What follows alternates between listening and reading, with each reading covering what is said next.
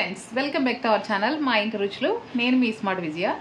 ఈరోజు నేను ఆలూ హల్వా అయితే చేసి చూపిస్తానండి. ఆలూ హల్వాకి కావాల్సిన పదార్థాలు, తయారీ విధానం ఎలాగో చూద్దాము. ముందుగా బంగాళదుంపలను అయితే ఉడికించుకుని తురిమి పెట్టుకున్నానండి. ఇప్పుడు ఎలా తయారు చేసుకోవాలో చూపిస్తాను. ముందుగా స్టవ్ వెలిగించుకుని కడాయి పెట్టి కొద్దిగా నెయ్యి అయితే వేసుకున్నానండి. నెయ్యి వేసుకున్న తర్వాత డ్రై ఫ్రూట్స్ వేసి వేయించుకుందాము. ఇప్పుడు ఇందులోనే కిస్మిస్ కూడా వేసి వేయించేసుకుందామండి. డ్రై ఫ్రూట్స్ అయితే వేగిపోయండి. ఒక ప్లేట్లోకి అయితే తీసేసుకుంటాను. ఇప్పుడు ఇందులోనే మరికొంచెం నెయ్యి అయితే వేసానండి.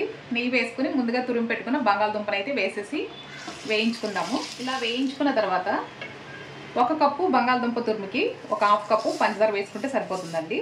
పంచదార మనకి బాగా కరిగిపోవాలి. ఇప్పుడు ఇందులో కలర్ఫుల్గా ఉండడం కోసం కొద్దిగా కలర్ అయితే వేసుకుంటున్నానండి. మీకు ఇష్టం లేకపోతే స్కిప్ చేసేయండి. ఇలా బాగా కలిపేసుకున్న తర్వాత యాలకుల పొడి అండి, అలాగే చివరిగా ముందుగా వేయించి పెట్టుకున్న డ్రై ఫ్రూట్స్ని కూడా వేసేసుకుంటున్నాను. అంతేనండి, ఎంతో టేస్టీగా ఉండే ఆలూ హల్వా అయితే మనకి రెడీ అయిపోయింది.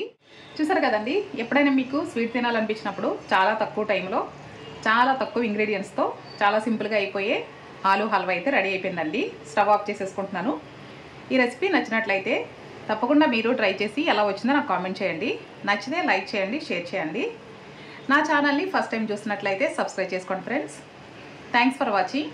మరొక రెసిపీతో మళ్ళీ మీ ముందుకు వస్తాను. బాయ్ అండి.